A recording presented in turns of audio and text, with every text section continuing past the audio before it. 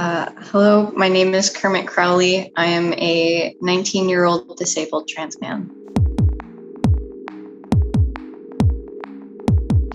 My identity hasn't changed too much over the years. I've always identified as masculine in some way. Early days, I leaned more towards gender fluid, and then I was non-binary masculine for a while, and now I'm just straight binary trans man.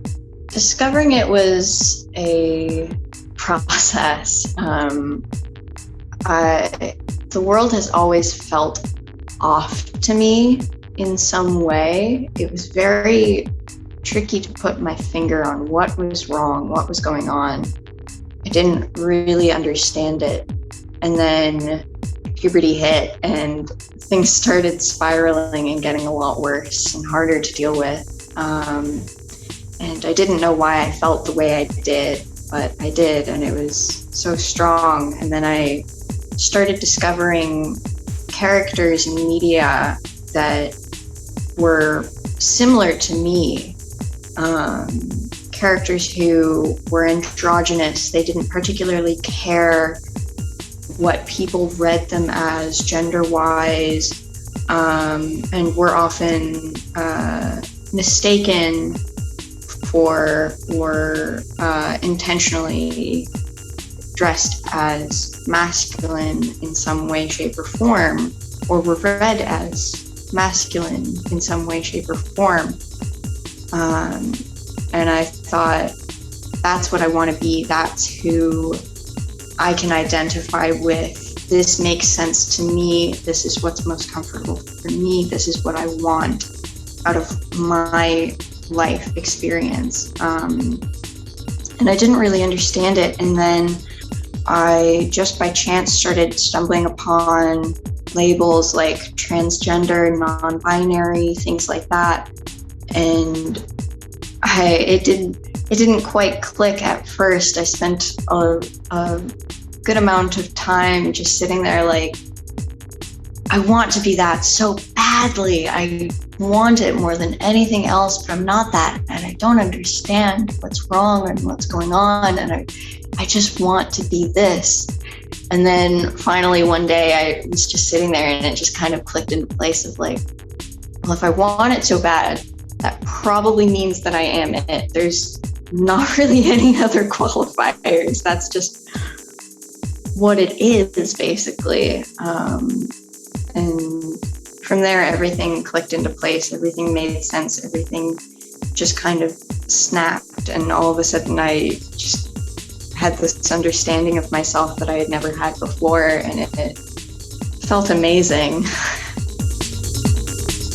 Before I came out, it was an odd time. I wasn't really present in the world and in my life. I was just kind of floating by, doing whatever was told, basically. And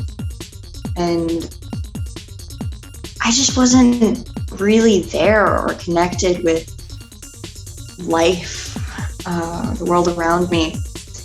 And then when puberty hit, I started going down a really bad depression spiral. I was so stressed all the time, and I didn't understand what was happening to me or why.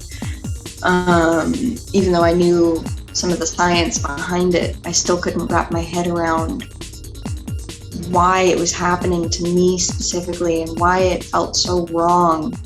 Coming out has been one hell of a journey. I came out very, very soon after I figured it out myself. And it was very sudden for the people around me. Nobody really fully wanted to accept it or understand it at first, except for my oldest sibling, who has been amazing throughout all of these years, and is now out of the closet as non-binary themselves. but everybody else was very confused, and they thought I was confused. And I had a lot of people who straight up thought that I was out of my mind, insane. They didn't want to listen to me. They didn't want to take me seriously in any way. There were some people I had to come out to at least 5 times to get any modicum of respect or just anything other than being misgendered by the pronouns that were assigned at birth. Coming out has given me an understanding of myself that is completely invaluable to me. I struggle a lot with something called alexithymia, where you struggle to know what your own emotions are and how to communicate them with other people. But coming out has really given me a connection to my own emotions, my own psychology that I never would have had otherwise, because I just wasn't present enough to be there to figure it out. And it's given me names for problems that I never would have been able to pinpoint before, like dysphoria, things like that. And it's given me an understanding of what medical treatment I need in order to actually combat my depression and anxiety issues and live my life the best that I can. My life has a lot of ups and downs, and I still have a lot of struggles today, especially transition-wise, trying to get the medical care I need. People don't really talk about it here, but the medical transphobia and ableism here is absolutely insane sometimes.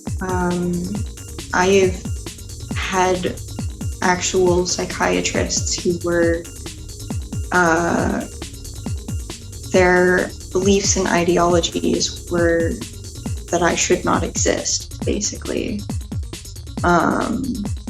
And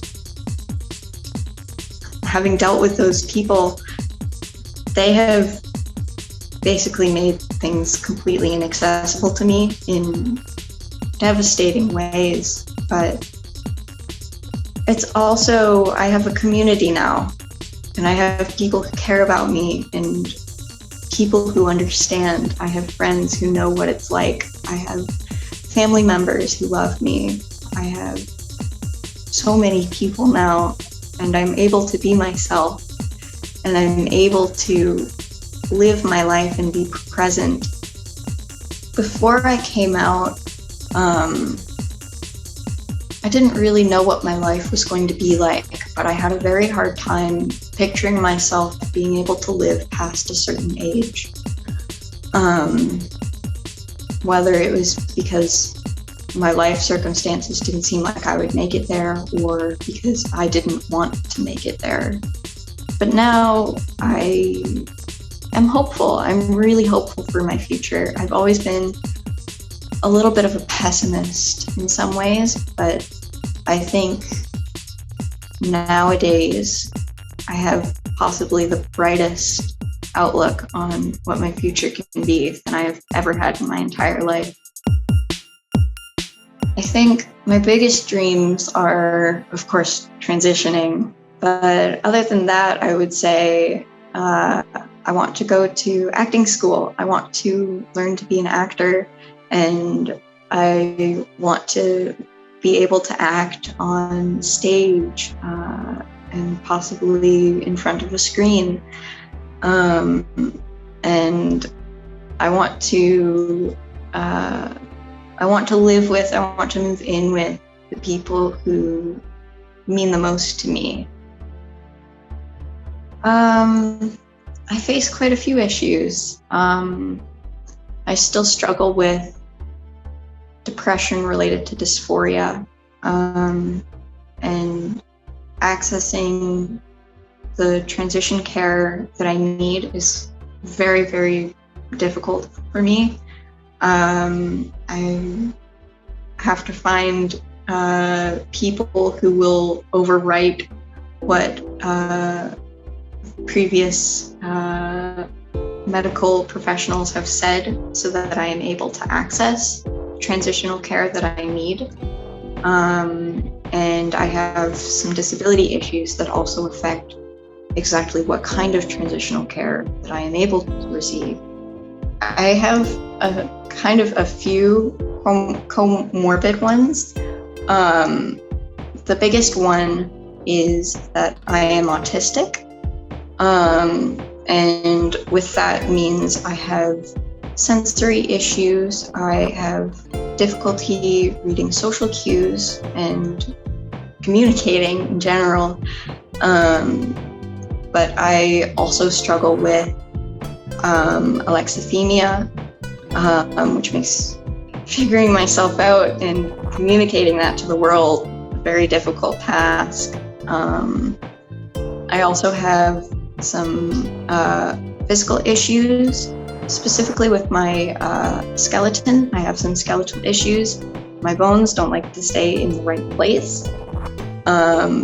Specifically my hips, and I have some issues with my skull that make it hard for, first of all, everything to stay connected in the way it's supposed to, but also for things like oxygen and blood circulation to get where they're supposed to be. One of the biggest issues that I struggle with is my hypersensitivities. I am hypersensitive to pain, and that means that certain medical treatments are not as accessible to me as they would be for other people, such as injections, needles. I cannot do those at all. So I rely on alternatives to those that are often a lot more expensive and harder to get a hold of. Buckle up, there's a lot coming. Those 10 years are going to be rough as hell, and you're going to lose a lot, and you're going to have to fight in order to keep a lot, but you're also going to gain some of the most precious things in the entire world to you, and that's going to be worth every single thing in the world. I would remind myself of how much and how hard we have fought for everything in our life, even if people don't think we have. We have fought, and we have fought hard and long for everything in our life. And don't forget that.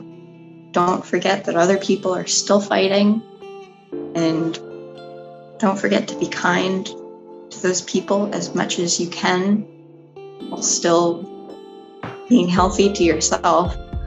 But also just celebrate your life, how far you've come.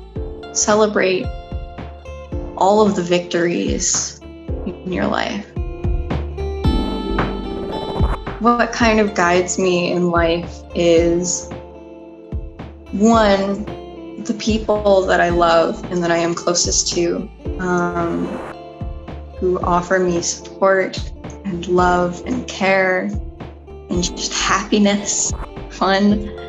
Those people mean the world to me. But also just, the world is imperfect and it will never be perfect. Perfect is a myth. It's unattainable by anybody. And a lot of people forget that, and forget that perfection is non-existent, and it never will exist. But that doesn't mean that everything is bad or that life isn't worth living or things like that. Some of the most beautiful things in the entire universe are beautiful because of their imperfections. And it's worth it just to see what those are and what life brings. people can help by listening when people talk about this stuff. Don't shy away from it, even if it's uncomfortable, even if it doesn't make sense to you. Just listen and take people seriously and respect them. Above all else, if you cannot offer anything, offer respect as a bare minimum. Make sure that you are learning as much as you can about the issues that people like myself and people in the trans community and other minority communities face. Learn about those issues and fight for us. Even if you don't belong to a minority group yourself, fight for us. We are vulnerable and we need the support. People all over the world are suffering and struggling because people don't understand and don't take the time to understand properly. There's a lot of lies and misinformation out there about this kind of thing, and a lot of people are just trying to make other people angry and scared and afraid.